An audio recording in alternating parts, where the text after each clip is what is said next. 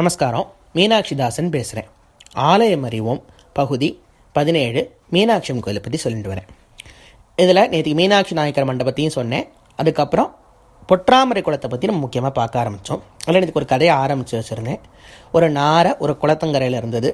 வறட்சி காரணமாக அந்த குளத்தில் இருக்க தண்ணியெல்லாம் வற்றி போய் மீன்கள் எல்லாம் இறந்தது. அதனால் நாரைக்கு பசியினால் துடித்தது. இப்போ நாரை மீன்களை தேடி அலைஞ்சின்ட்டுருக்கு. வானத்தில் பறக்கிறது. கீழே பார்த்தா பொற்றாமரை குளம் தெரியறது.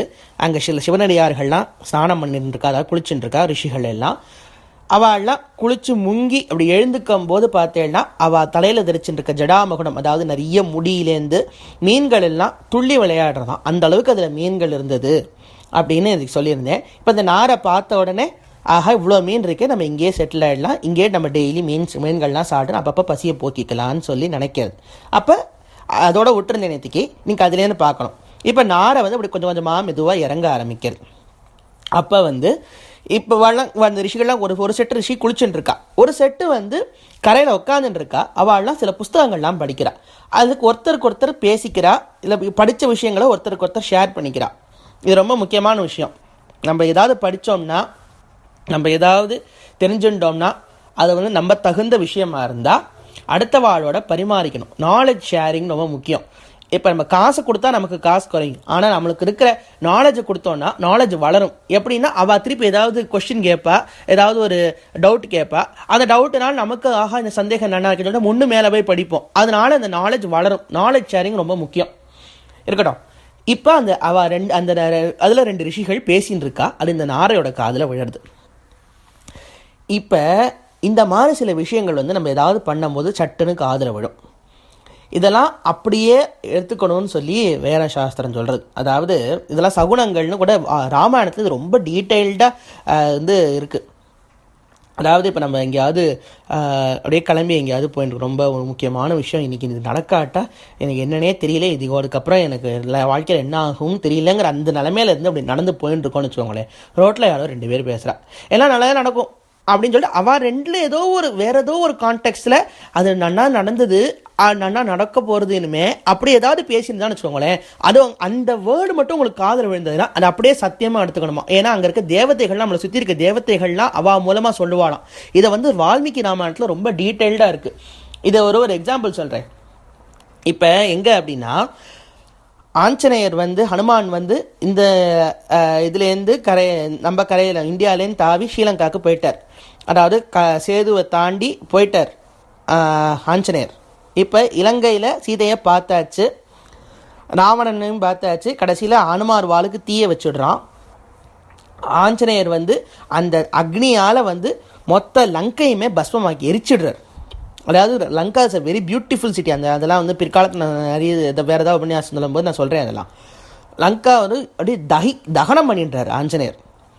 அவரை நல்லா ஃபுல்லாக எரிச்சிட்டு அப்படியே மேலே அப்படி பறந்து திருப்பி ராமரை பார்க்கறதுக்காக கொஞ்சம் பறக்க ஆரம்பிக்கிறார். லங்கையை விட்டு அப்படி கொஞ்சம் வெளியில் வரார் மேலே ஆகாயத்தில். அப்போ தான் யோசிக்கிறது, ஆஹா என்ன காரியம் பண்ணிட்டோமே நம்ம. ஆஞ்சநேயர் அப்போ தான் யோசிக்கிறார், இப்படி நம்ம குரங்குங்கிறது நம்ம ப்ரூவ் பண்ணிட்டோமே. சீதா பிராட்டியும் இந்த லங்கையில் இருக்காளே, இப்போ நம்ம மொத்த லங்கையுமே எரிச்சிட்டோம்னா அவளும் அந்த இடத்துல தானே இருக்கா, மொத்தமாக அவள் இடமும் சேர்ந்து தானே எரியும். இப்படி ஆறுதே அப்படின்னு நினச்சி ஆஞ்சநேயர் இப்படி தப்பை பண்ணிட்டோமேன்னு நினச்சி ஆஞ்சநேயர் ரொம்ப இப்போ சீதா பிராட்டிக்கு என்ன ஆச்சோ, இவ்வளோ கஷ்டப்பட்டு பார்த்து அவளுக்கு என்ன ஆயிடுத்தோ அப்படின்னு சொல்லி வருத்தப்பட்டு இருக்கார். அப்போ 2 பேர் தேவர்கள், அந்த அதாவது தேவர்கள்னா என்ன, அப்போ 2 பேர் பேசிக்கிறா. அந்த இடத்துல அப்படி பேசிட்டு அவள் அந்த லங்கையை சேர்ந்தவா அப்படி பேசிட்டு போகிறா. இந்த பார்த்தியா, ஒரு குரங்கு நம்ம நாடையே எரிச்சு விடுத்து, ஆனால் அதில் ஒரு அழகு கண்டியா, எல்லா இடமும் எரிஞ்சது, அசோகவனம் மட்டும் எரியலை அப்படின்னு சொல்லி அவன் 2 பேரும் பேசின்னு போகிறான். அப்போ தான் ஆஞ்சநேயருக்கு திருப்பி உயிரே வந்ததான். ஆஹா நம்ம சீத்தை பத்திரமா இருக்கா அப்படின்னு சொல்லி திருப்பி போய் சீதையை ஒரு தினம் பார்ப்பார். அது விடுங்கோ. இப்போ அதே மாதிரி இந்த நாரை அப்படி பறந்து வரும்போது இவா 2 பேர் பேசுறது நாரை காதில் விழுறது. அவள் என்ன பேசுகிறா அப்படின்னா, இந்த க்ஷேத்திர மகாத்மியம், அதாவது அந்த மதுரை க்ஷேத்திர மகாத்மியத்தையும் அந்த பொற்றாமரை குளத்தோடைய புனிதத்தன்மை, அங்கே வாழ்ந்தவர்களுக்கு முக்தி, அதை பற்றி நினச்சவர்களுக்கு முக்தின்னு நிறைய விஷயம் அந்த சுந்தரேஸ்வர பெருமானை பற்றியும் அது எல்லாத்தையும் பேசின்னு இருக்காவா. அப்போ இதுக்கெல்லாம் அந்த காதில் ஏதோ பூர்வ ஜென்மத்தில் புண்ணியம் பண்ணதுனால இதெல்லாம் காதில் விழுறது. இது எதுக்கு போகிறது, அங்கே இருக்க மீனை கொத்தி சாப்பிடணும்னு போகிறது. இது காதில் விழுந்தோடனே அந்த நாரைக்கு நினைக்கிறது, ஆஹா நம்ம இவ்வளோ ஒரு உயர்ந்த க்ஷேத்திரத்தில் ஒரு ஈழச் செயல் செய்ய போகிறோமே, ஒரு மீனை கொத்தி சாப்பிட போகிறோம், உயிர்கொலை பண்ண போகிறோமே, இது நம்மளுக்கு பண்ணால் நம்மளுக்கு எந்த ஜென்மம் 7 ஜென்மங்களாகவும் பண்ண பாவத்தெல்லாம் கூட அது பெரிய பாவமாயிடும். ஆனால் வந்து நம்ம இனிமேல் பண்ண போகிற பாவங்கள்லேயும் இது ஒரு பெரிய பாவமாயிடும். இந்த பாவத்தையும் விமோச்சனமே கிடைக்காது. ஒரு ஈழச் செயலை போய் பார்த்துக்கோங்க. ஒரு க்ஷேத்திரம்னு போனால், முக்கியமான ஸ்தலங்களுக்கெல்லாம் போனால் எந்த தப்புமே நம்ம வந்து மனசால் கூட நினைக்கக்கூடாது. அந்த காலத்தில் பெரிய ஆச்சாரியர்கள்லாம் இருந்தால் திருப்பதி போனான்னு வச்சுக்கோங்களேன், அவள் வந்து தண்ணியும் குடிக்க மாட்டாலும் சாப்பாடும் சாப்பிட மாட்டாலும். ஏன்னா மலை ஜலம் கழிக்கணும், அப்படி ஒரு புனிதத்தன்மையான மலை அது. அந்த இடத்துல நம்ம அதில் கூட நாரடிக்கக்கூடாதுன்னு சொல்லிட்டு அவள் தண்ணி மலையை ஏறி போய் சேவிச்சுட்டு கீழே இறங்கி வர வரைக்கும் அவள் தண்ணியும் குடிக்க மாட்டாலும் சாப்பாடும் சாப்பிட மாட்டாலும். இப்போ அதே திருப்பதியில் போர்டு எழுதி போட்டிருக்கா, மது அருந்துதல் கூடாதுன்னு. நம்ம எந்த நாளுமே கொண்டு வந்து விட்டோம் பாருங்க. இப்போ அந்த நாரைக்கு தெரியாது, ஆகா நம்ம இப்படி வந்து இந்த இடத்துல தப்பு பண்ணக்கூடாதுன்னு சொல்லி அந்த நாரை என்ன பண்ணுறது, அவளே அதையும் சொல்கிறா, இந்த இடத்துல சிவனை வேண்டி நம்ம வந்து தியானம் பண்ணால் பரமேஸ்வரன் நமக்கு காட்சி கொடுத்து இது முக்தி தரும் ஸ்தலங்களில் ஒன்று அப்படின்னு சொல்லி சொல்கிறா. அதை நினச்சி நாரை, ஆஹா சரி நம்ம இதை வந்து இந்த வாய்ப்பை வந்து நம்ம நழுவ விடக்கூடாது, நாரையாக இருந்தாலுமே நம்ம வந்து இன்றைக்கி பரமேஸ்வரனை சேவிக்கணும், எப்படியாவது இதுலேருந்து மோட்சத்துக்கு நம்ம போகணும், இந்த உடம்பை விடணும், இந்த சரீரத்தை விடணும், நம்ம நிரந்தரமான சுதந்திரமான ஆனந்தமான மோட்சத்துக்கு நம்ம போகணும்னு சொல்லி நாரை அங்கே போகிறது, அந்த குளத்தில் ஸ்நானம் பண்ணுறது, நீராடுறது, மீன் சாப்பிடலை, நீராடி ஒத்தக்கால், நாரையே எப்போதும் ஒத்தக்கால் தான் நிற்கும், அந்த ஒத்தக்காலை நின்று தவம் பண்ண ஆரம்பிச்சது நாரை. சதா சர்வ காலமும் அணுதினமும் சிவனையே தியானிச்சுண்டு, அதாவது எப்படி தியானம்ங்கிறது எப்படி இருக்கணும்னா, ராமானுஜர் சொல்கிறார், ஒரு குழாயை திறந்து விட்டேன்னா, தண்ணி குழாயை திறந்து விட்டேன்னா அப்படி சலசலன்னு கொட்டும். ஆனால் ஒரு எண்ணெய் குழாயை திறந்து விட்டேன்னு வச்சுக்கோங்க, அப்படியே ஒரு பிசுறு தட்டாமல் அப்படியே வந்துட்டே இருக்கும் தெரியுமா, அந்த மாதிரி இறை தியானத்தில் இருக்கணுமா. எந்த பிசுறுமே இல்லாமல் வேறு எதையுமே நினைக்காம அப்படி இறை தியானத்தில் அப்படி இருக்கணுமா. ராமானுஜர் சொல்கிற தைல தாராவை தவிச்சின்னார், அந்த தைல தாரையை போல் அந்த எண்ணெய் எப்படி வழியுமோ அப்படி இருக்கணுமா நம்ம கடவுள் மேலே வச்சுட்டு இருக்க தியானமும் பக்தியும் இருக்கட்டும். அந்த நிலையில் அந்த நாரை வந்து, நாரைங்கிறது கொக்கு, அந்த கொக்கு வந்து பரமேஸ்வரனை தியானம் பண்ணிட்டு ஒரு பட்சம், அதாவது 15 நாள் நம்ம இந்த விஷயங்கள்லாம் முக்கியமாக தெரிஞ்சுக்கணும். இப்போ நம்ம டெய்லி கேலண்டர்னு ஒன்று இருக்கும், அதை வந்து நம்ம பார்க்க கற்றுக்கணும். நம்ம பஞ்சாங்கம் பார்க்குறதாவது 2ஆம் பட்சம்னு வச்சுக்கோங்க. பஞ்சாங்கம்லாம் இப்போ யார், அதாவது நீங்கள் ஒரு பஞ்சாங்கம் இப்போ எதுக்கு வச்சுக்கலாம், இதுதான் பழைய பஞ்சாங்கம் அப்படின்னு சொல்கிறதுக்கு தான் நம்மளை யாராவது பார்த்தா ஒரு கொஞ்சம் இதுவாக இருந்தால், கொஞ்சம் ஓல்டாக ஏதாவது பேசினா பழைய பஞ்சாங்கம் அப்படிங்கிறது திட்டத்துக்காக வச்சுருக்காளே தவிர, கேலி பண்ணுறதுக்காக வச்சுருக்காளே தவிர, இந்த பஞ்சாங்கங்கிறது ரொம்ப அது ஒரு ட்ரெஷர் மாதிரி. நம்மளுக்கு நிறைய பொக்கிஷங்கள்லாம் இருக்குது சுவாமி, அதில் பஞ்சாங்கமும் ஒன்று, அதை விடுங்கோ. ஆனால் அந்த டெய்லி கேலண்டரையாவது நம்ம வந்து பார்க்க கற்றுக்கணும். இது என்ன திதி, என்ன வாரம், என்ன நட்சத்திரம், அதெல்லாம் எப்படி பார்க்குறதுன்னு நான் வந்து ஒரு நாள் சொல்லித்தரேன். அதில் வந்து வளர்பிறையா தேய்பிறையான்னு இருக்கும். வளர்பிறை அப்படின்னா சந்திரன் வந்து அமாவாசையிலேருந்து பௌர்ணமிக்கு போகிறது வளர்பிறை. தேய்பிறை அப்படின்னா திருப்பி பௌர்ணமியிலேருந்து திருப்பி அமாவாசைக்கு போகிறது தேய்பிறை. இதில் வந்து சம்ஸ்கிருதத்தை இதுக்கு பேர், வளர்றதுக்கு பேர் சுக்லபக்ஷம்னு பேர், தேய்பிறைக்கு கிருஷ்ணபக்ஷம்னு பேர். கிருஷ்ணனா இருட்டுன்னு அர்த்தம். ஸோ கருப்பு இருட்டுங்கிறது கிருஷ்ணன்னு அர்த்தம். அப்போ இந்த கிருஷ்ணபக்ஷம், இந்த இருட்டை நோக்கி போகிறதுனால இது கிருஷ்ணபக்ஷம். இது சுக்லபக்ஷம்னா வெளுப்புன்னு, சுக்லம்னா வெளுப்புன்னு அர்த்தம். ஸோ இந்த இருட்டிலேருந்து வெள்ளைக்கு நோக்கி போகிறதுனால சுக்லபக்ஷம்னு பேர். அந்த பக்ஷங்கிறது 15 நாள்.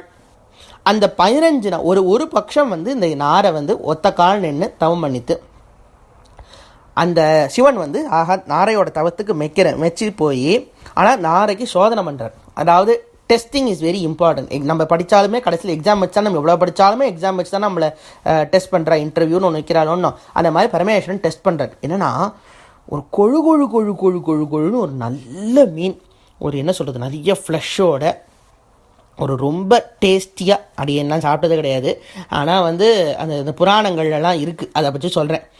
அந்த கொழுன்னு ஒரு மீனை வந்து அந்த குளத்துலேருந்து துள்ளி தானாக நாரை நின்ன இடத்துல அது காலு கீழே வந்து விழ வைக்கிறார் சிவன்.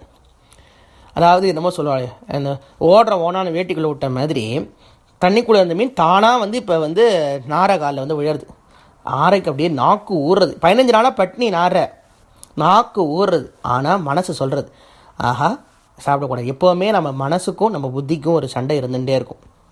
அதை நம்ம வந்து ஒழுங்காக எது நம்ம ஒழுங்காக ஜெயிக்கணுங்கிறது நம்ம தான் பார்க்கணும். உள்ளே இருக்க பரமாத்மா எப்போவுமே சொல்லிகிட்டே இருப்பார், இதை பண்ணு இதை பண்ணாதன்னு தப்பு கரெக்டாக சொல்லிகிட்டே இருப்பார். நம்ம தான் அவரை மீறி நம்ம பண்ணிகிட்டு இருக்கோம். அந்த நாரை அந்த இடத்துல கரெக்டான டெசிஷன் எடுத்து ஆஹா நம்ம இதை வந்து சாப்பிடக்கூடாது, நம்ம என்ன நடந்தாலுமே சாப்பிடக்கூடாதுன்னு நினச்ச உடனே பரமேஸ்வரன் இடப வாகனத்தில் ரிஷப வாகனத்தில் பார்வதி சகிதமாக ஆகாசத்தில் தோண்டிட்டார். தோன்றி ரொம்ப சந்தோஷமாக இருக்குது, உனக்கு என்ன வர வேணுமோ கேள் அப்படின்னோடனே அந்த நாரை கேட்குறது, செய்யகால் மடனாரையும் சென்று தாழ்ந்து ஐயனே இப்பிறவி அறுத்து நின் மெய்யர்வாள் சிவலோகத்தின் மேவி நான் உய்ய வேண்டும். இது வந்து திருவிளையாடல் புராணத்தில் ஒரு வரிகள், இது அதில் வர வரிகள். அந்த வாரை வந்து போய் நமஸ்காரம் பண்ணி, பரமேஸ்வரா இது வந்து காட்சி கொடுத்ததே ஒரு பெரிய விஷயம், எனக்கு இப்படியே சிவலோக பதவியை கொடுத்துடு, இந்த ஜன்மா வேண்டாம் அப்படின்னு கேட்குறது. அதோடு மட்டும் நாரை நிறுத்தின்னு இருந்தால் நாரை வந்து நம்மளை மாதிரின்னு வச்சுக்கோங்க. அதாவது அது டவுட்டான இதுதான். நம்ம பரமேஸ்வரன் வந்தால் கொஞ்சம் இருங்கோ, நான் கொஞ்சம் வீட்டிலலாம் கொஞ்சம் காரியம்லாம் இருக்குது, இதெல்லாம் பார்த்துட்டு வரேன், அப்புறமா நான் போகும்போது மோட்சம் கொடுத்தா போதும், சதமானம் பவத்தி, ஒரு 100 வயசு வாழ்ந்துக்கிறேனே அது வரைக்கும் அப்போ நீங்கள் மோட்சம் கொடுத்தா போதும் நம்ம கேட்போம். ஆனால் நாரை வந்து இந்த க்ஷணமே எனக்கு மோட்சம் கொடுன்னு கேட்கறது. பரமேஸ்வரன் சரின்ட்டார். ரெண்டாவது ஒரு கேள்வி, ஒரு வேண்டுகோள் வைக்கிறது. அங்கே தான் நாரையோடைய தனித்தன்மை. இப்போ நான் இந்த மீனை சாப்பிடணும்னு நினச்சேன், ஏதோ அந்த சாது சமாகமம் பார்த்தீங்களா, அங்கே நாரையோட ஆச்சாரியனா அந்த ரிஷிகள்லாம் இருந்திருக்கா. ஆச்சாரிய சம்பந்தம் இல்லாமல் பெருமாள்கிட்ட போகவே முடியாது. இது ஒரு ஆணி வேறான விஷயம். அது யாராவது குரு இல்லாமல் கடவுள் கிடையாது. இது வந்து சத்தியம் சத்தியம் சத்தியம். இதை எல்லா கீதையிலையும் சொல்லிட்டார், கிருஷ்ணரும் சொல்லிட்டார், சிவனும் சொல்லியிருக்க, எல்லாருமே இதில் காமிச்சது குரு இல்லாமல் நீங்கள் வந்து கடவுளை அடைய முடியாது, அது நிலைக்காது. அப்போ அந்த நாரை சொல்கிறது, எனக்கு வாழலாம் குருவாக இருந்தால் அவள் சொல்லி அதை நான் கேட்டதுனால எனக்கு ஏதோ ஒரு பூர்வ ஜென்ம பலன் என் காதில் விழுந்தது.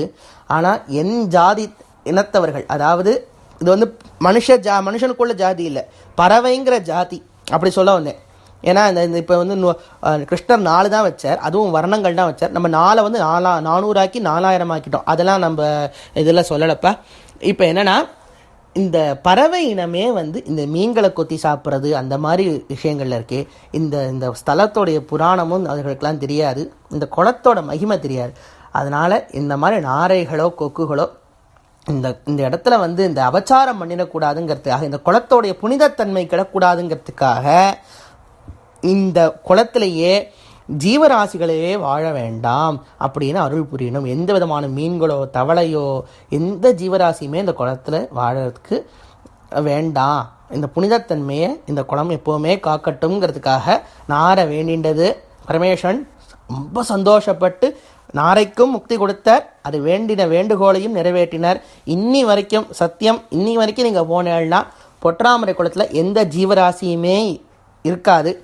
அது என்னன்னா நம்மளே கொண்டு வேறு ஏதாவது விட்டாலும் அது வந்து தங்காதுன்னு சொல்லுவா. அதுக்காக உடனே நானும் நாளை கொண்டு ஒரு 2 மீனை கொண்டே விட்றேன்னா அந்த நாரைக்கு தெரிஞ்ச புத்தி கூட நாருக்கு ஒரு அறிவு தான், அந்த அறிவாவது நமக்கு இருக்கட்டும், நம்ம போய் அந்த விஷயத்தை பண்ண வேண்டாம். அதனால் அந்த போனும்போது அந்த இப்போ ஸ்நானம் பண்ண விட்டுறது கிடையாது. பொற்றாமரை குளத்தில் முடிஞ்சால் 2 ஜலத்தை புரோட்சிச்சுக்கோங்க, கை கூப்பி நமஸ்காரம் பண்ணுங்க. அந்த நாரைக்கு வந்து எவ்வளோ பாக்கியம் கிடச்சிருக்குன்னு. நாளைக்கு வந்து இதே இடத்துல இந்த பொற்றாமரை குளத்தில் இன்னொரு விஷயமான திருக்குறள் அரங்கேற்றப்பட்ட இடத்தையும் நான் சொல்கிறேன்.